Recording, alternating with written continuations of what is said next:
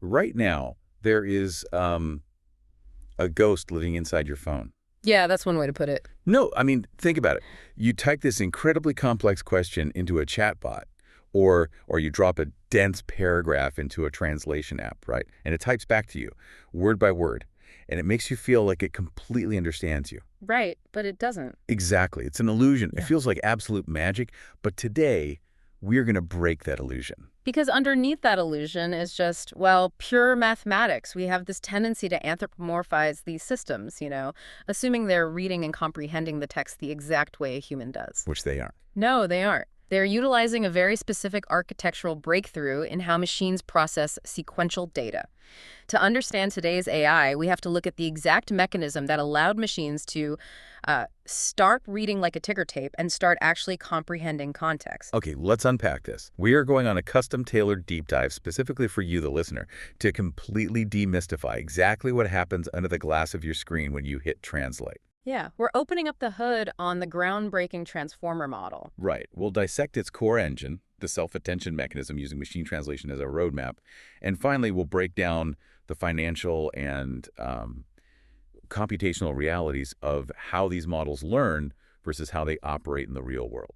And to do this properly, we are pulling from a highly specific stack of sources. Our anchor today is the foundational 2017 Google research paper, Attention is All You Need. Such a great title. It really is.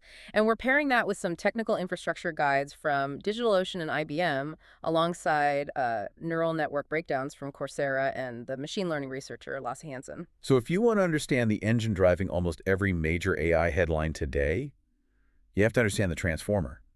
But to appreciate why the transformer changed literally everything, we have to look at the dark ages of translation first. Dark ages, right? Yeah. Like we have to look at the problem that existed before 2017.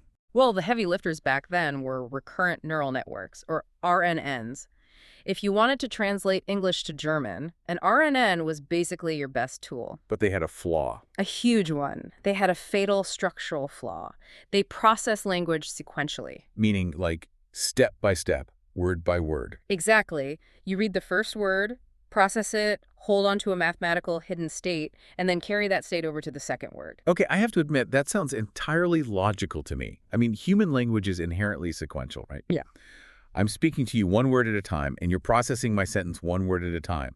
Why is it better for a machine to look at everything all at once? What's fascinating here is that mapping human cognitive limitations onto silicon actually cripples the hardware. Wait, really? Yeah, because modern computing, especially in machine learning, relies entirely on parallel processing. You want thousands of GPU cores executing massive matrix multiplications all simultaneously. Oh, I see. But an RNN is strictly sequential.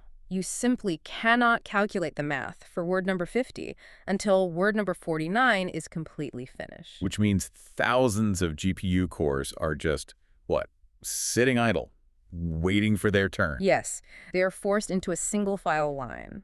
And beyond just the hardware bottleneck, there's a mathematical decay happening. Like losing the signal. Exactly. It's called the vanishing gradient problem. Think of it like a game of telephone. As the mathematical signal passes from the first word through the hidden states of 50 subsequent words, the original meaning of that first word decays into pure static. Wow. By the time the RNN reaches the period at the end of a long paragraph, it has essentially forgotten how the paragraph even started. Okay, so using an RNN is basically like walking into a pitch-black room and trying to figure out what's going on using a tiny pen light. You can only illuminate one specific thing at a time. You shine it on the door, then you shine it on the coffee table, and by the time you're shining it on the far corner of the room... You've forgotten what the couch looked like. Exactly. The memory degrades. But then the 2017 paper drops, and the researchers proposed an architecture that threw away recurrence entirely. They completely abandoned sequential reading. So they just turned on the lights. To use your analogy, yes. They walked into that dark room and just flipped on the overhead light. They relied purely on an attention mechanism to draw global dependencies between the input and the output. They illuminate the entire sentence at once. Yeah. The transformer looks at every single word in a sequence simultaneously. Right, and the results they published were staggering. On the standard WMT 2014 English to German translation task, the transformer achieved a state-of-the-art BLEU score of 28.4. Now, BLEU is a metric for evaluating translation quality, right? Mm. And 28.4 might just sound like an arbitrary number to you listening, but in the translation world, that blew past all the previous record holders. It beat all existing models and ensembles, and the crazy part, it did it using a fraction of the computing power because it could finally utilize parallel processing. The overhead light changes the entire paradigm. But that brings us to the core mechanism. Once the light is on, and the model can see the entire room at once, how does it mathematically determine which words matter to each other? Well, that's the real trick. Here's where it gets really interesting. Yeah. We are stepping into the heart of the model, the self-attention mechanism. The paper describes this using something called scaled dot product attention. Right, which maps a query and a set of key value pairs to an output. And those terms, queries, keys, and values, they actually come from database retrieval, don't they? Yeah, think of searching for a video online. The text you type into the search bar, that's the query. The tags or titles on the database videos are the keys. Oh, so when your query matches a key. The database hands you the value, which is the video itself. Okay, let's visualize that in the context of a sentence. So self-attention is like walking into a crowded cocktail party.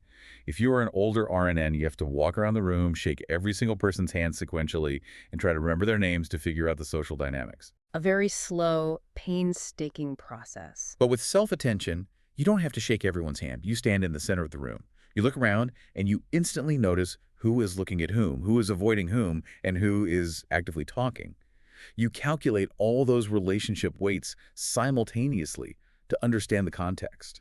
I love that analogy, and every word in the sentence acts as a guest at that party. Every single word simultaneously generates 3 distinct vectors: a query, a key, and a value. So a word sends out its query, essentially asking the rest of the sentence, hey, who should I pay attention to? Yes, and at the exact same time, it broadcasts its key, saying, here is my grammatical and contextual identity. Then the model mathematically calculates the dot product, literally multiplying these vectors together to see how strongly every query aligns with every key in the sentence. Okay, let's ground this with a specific machine translation example straight from the paper. They use the phrase, the law will never be perfect, but its application. Now, in English, we inherently know that the word its refers to the law. Right. But in an older sequential model, the machine struggles with that because the words law and its are separated by several other words. The signal decays. Exactly. But with self-attention, the model performs anaphora resolution instantly. The mathematical query for the word its is searching for a singular noun. It sweeps the sentence and strongly matches the key for the word law. Oh. The dot product of those two vectors yields a massive weight, drawing a sharp, direct connection between those two words across the entire sentence. And there's another great example they provide, translating the phrase, making the registration or voting process more difficult. The verb making is separated from the phrase more difficult by a whole string of nouns, but self-attention bridges that gap. It calculates that distant dependency in parallel. This completely removes the bottleneck we talked about earlier. By calculating everything in parallel, the model drastically shortens the physical path that signals have to traverse in the neural network. Because in an RNN, the distance between making and difficult is the exact number of words between them. Right, but in a transformer, that distance is reduced to a single instant mathematical connection. The network doesn't have to carry a decaying signal through a chain. It just draws a straight line. Wait, but if the model is just looking at the whole cocktail party at once, how does it know the order of the words? Like, the dog bit the man, and the man bit the dog, have the exact same guests at the party, but they represent totally different realities for the man. That's a crucial point. If we aren't feeding the words in sequentially, how does the machine know the structure of the sentence? So the researchers solved this by injecting something called positional encodings right at the input stage. Since they threw away recurrence, they had to mathematically force the model to acknowledge where each word sits in the sentence. Our sources note they did this using sine and cosine functions. But how does a wave function tell a computer the order of words? Think of it like the hands on a clock. A clock uses multiple cycles operating at different frequencies. You've got a fast-moving second hand, a medium-moving minute hand, and a slow-moving hour hand. Okay, yeah. By looking at the combination of those 3 hands at any given millisecond, you know the exact absolute time. Positional encoding does something very similar. It generates interlocking sine and cosine waves of different frequencies. So by combining those waves, The model creates a unique, absolute mathematical coordinate for every single word. It basically stamps the word with a structural barcode so the model knows its exact position without having to read the sequence chronologically. that perfectly solves the order problem. Yeah. But, human language isn't just about order.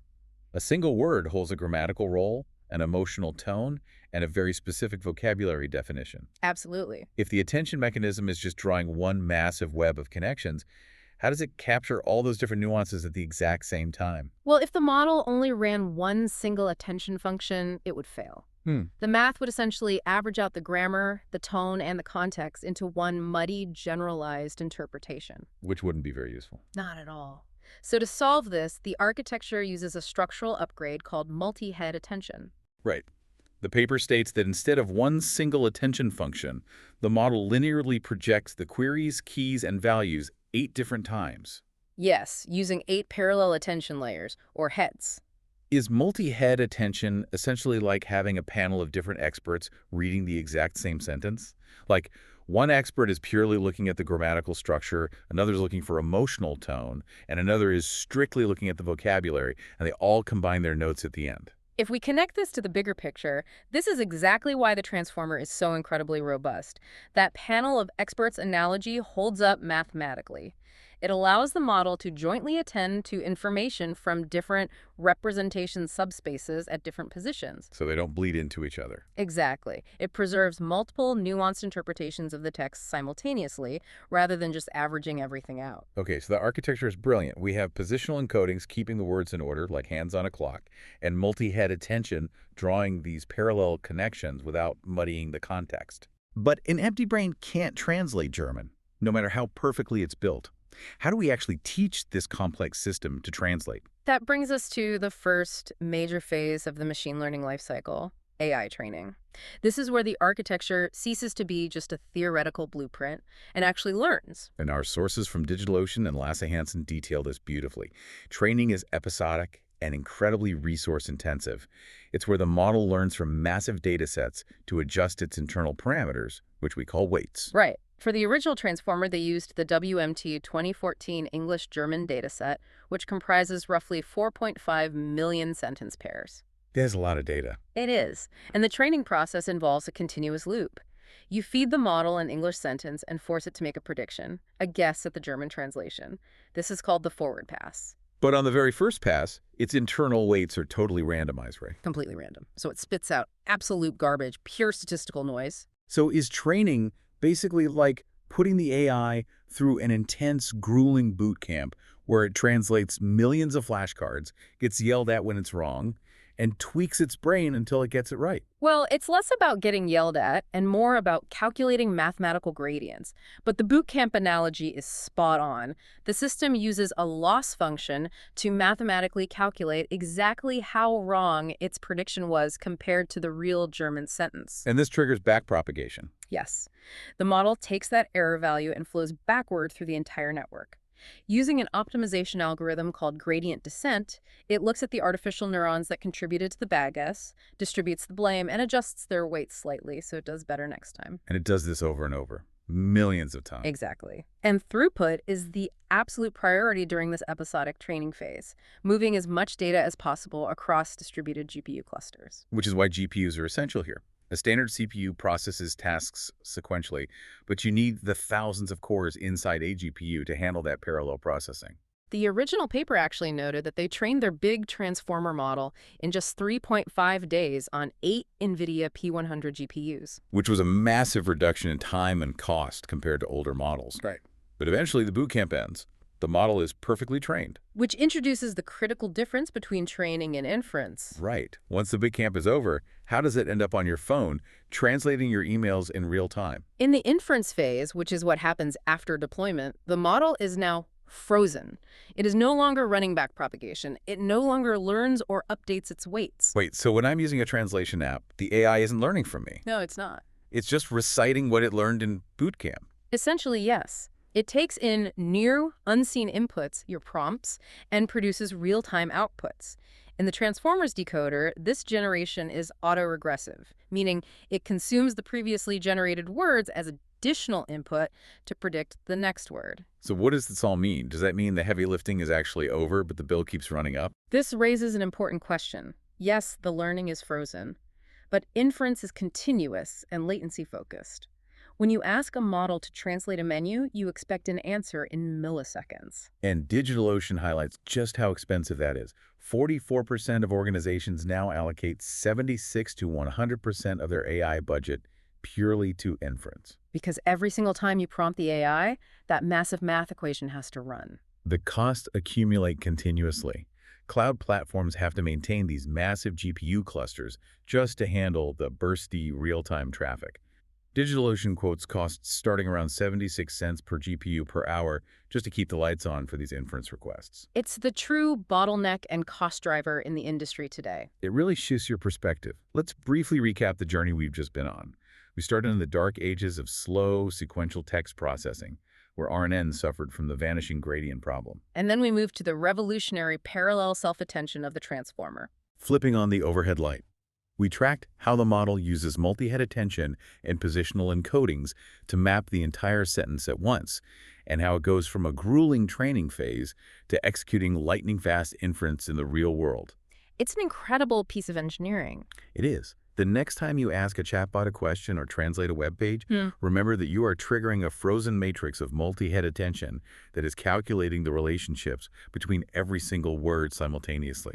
But there is a final lingering detail from the IBM source that I think we should leave you with. It's called the black box problem. Oh, this is mind-bending. Even though we just perfectly described the architecture, the queries, the keys, the values, the training process, there's a catch. A huge catch. Deep neural networks have hundreds of hidden layers.